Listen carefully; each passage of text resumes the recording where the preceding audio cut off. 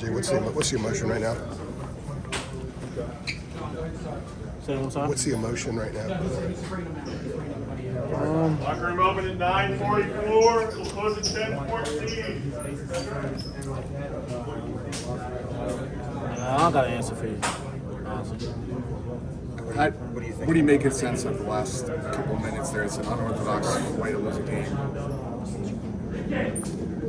I mean, I just like the way we battled back from being down 20, and then battling all the way down to the last minute and a half of the game, and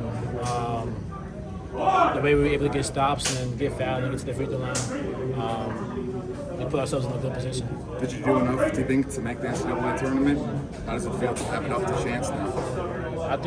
I still think this team is an NCAA tournament team. We've proven that tonight. We've proven that the past couple of weeks. So I stand by my statement.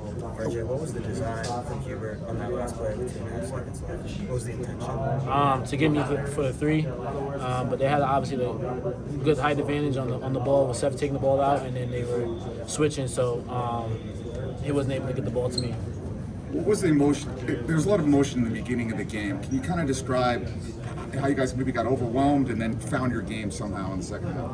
It's a semifinal game between a survival game, and a lot of tensions flared up, and a lot of just overall adrenaline running through the roof, and both teams just wanted to win. So, but I think we were able to kind of keep our composure when they made their run. I think sometimes we panicked a little bit. We kind of think in the first half a little bit we got back to how we used to play early on in the year, with one-on-one, trying to do it on our own rather than just sticking to what works. And I think we did a better job of doing that in the second half by keeping our composure and then going on the run.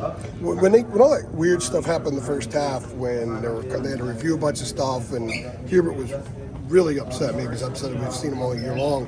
Did that whole sequence maybe kind of knock you guys off kilter for a while? Did it feel a little bit like the stretch Duke had in Durham when they had that big run in the first half? Yeah, it was kind of like knocked us off our rhythm a little bit, because you're in the momentum of the game, you're going up and down, and then you have a couple of stoppages to play, and reviewing to fouls being called. So it kind of a little bit in the first half kind of resembled. Was similar to like yesterday's game against Wake. Just like the grittiness and just the constant like fouls to stop us to play. And then you're running the second half. You guys pretty much flipped the script. Yeah. At what point did you recognize that maybe they were getting into a little bit of a panic mode, kind of like what you guys were in for a while in the first half?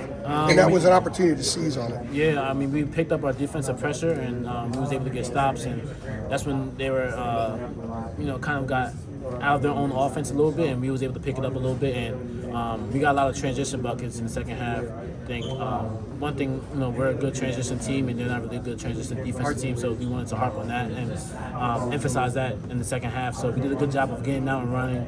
At the same time, I think it was a overall gritty team. Like everyone contributed in so many ways, and I think that's what allowed us to get back into the game. I feel like this gets